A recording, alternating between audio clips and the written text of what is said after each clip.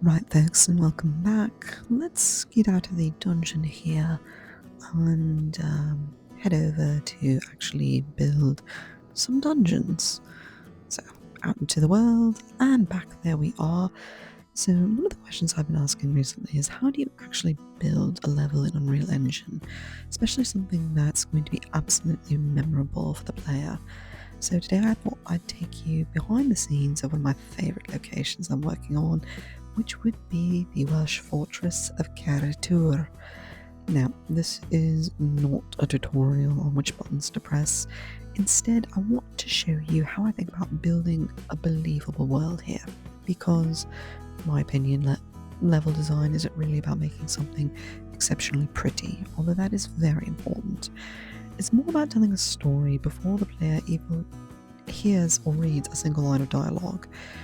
So, when I begin a new area, I don't start by just placing the walls, although that's what you see me doing here. I start by asking a question. Who lives here? How old is this place? Why was it built? What is its purpose? And then, more importantly, what happened or what happens here? Those questions influence every decision that comes afterwards, because Caer y Twr isn't just some other medieval castle. It's actually an ancient Welsh stronghold, an actual fort that stood through centuries of history, and the remains can still be seen. It's seen kings, wars, peace, celebrations, betrayals, and long periods of silence in the Welsh countryside. Well, mountain countryside anyway. And so the player should feel that history simply by walking through its walls. So as I'm building this, I'm trying to keep that in mind. I'm trying to recreate what my imagination thinks Caer y Twr could possibly have looked like. Realistically, I wasn't there, couldn't speak for it myself, and I don't know that there are any actual pictures of it exists, although I did look. So the next thing when I'm working on creating the levels, I'm thinking about flow.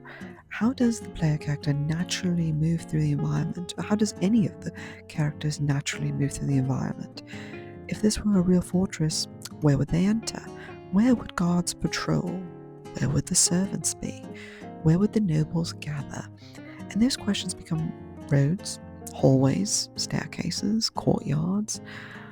And my perspective again, I think good level design gently guides a player without them actually realizing they're being guided. Because sometimes you want to narrow a hallway to kind of create some visual tension there. Sometimes you can use visual perspective to open into a grand hall to inspire some awe and give the player a perspective of how important that area is. Sometimes you can use a window which will frame a distant landmark that encourages exploration. And my perspective again, as a player, I rarely notice those designs consciously. Now, once I got into game dev, it's all over the place. I can see it like, oh, I see what you did there. You're foreshadowing, you're forecasting there, you're giving me glimpses that make me want to go look. But you don't, in the moment when you're completely suspending disbelief and you're playing the game as if you were there, you don't recognize that consciously, but you absolutely feel them. Your eyes pick it up, and it very much helps drive the suspension of disbelief. So as what you see me working on here, one of the things that has been my favorite space to build was actually the banquet hall. Okay, that room taught me so many important lessons about perspective, about visual artistry and design, and I'm not going to give anything really away here. I'm just showing you how I built this hall. But I noticed that large spaces, especially in game design, feel empty really quickly. I have a huge brick and stone room there that technically it looks fine when I'm done, but emotionally it's lifeless. And that starts prompting me from a visual design standpoint, what makes this room believable to the player? What makes it feel alive? And how can I communicate the lived-in aspect to the person who's controlling the player character. And that's where details and over complicating a room becomes so powerful, because you're going to throw some long wooden tables in there because it's a banquet hall, of course. Put some stone pillars to mask idiosyncrasies of the level design, but also to support the huge, massive canopied ceiling that's going to go there. Throw banners on the walls to show the support for the nobility who live there. Hang some large chandeliers. Throw fireplaces in there, because this is the northwestern Welsh mountains. It's going to be cold, even on a warm day, and it's going to be wet. It's going to have a case of the damps, because it's going to be very damp, humid, dare I say even moist. So you're going to need fireplaces. So there's going to be firelight dancing across the stones. Imperfections in the architecture, which by gosh, I've got to throw imperfections here because those beautiful stone brick walls are far too symmetric for my taste.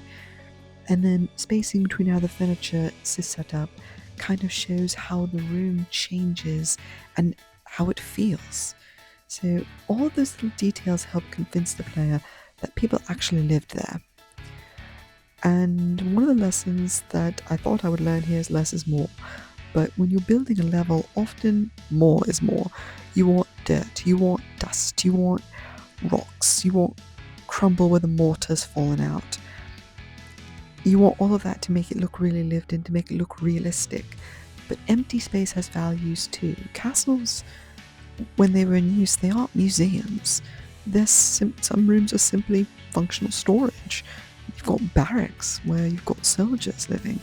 You've got hallways where guards patrol, but maybe you've got some banners on the wall and not much else. And you've got quieter places connecting those larger places.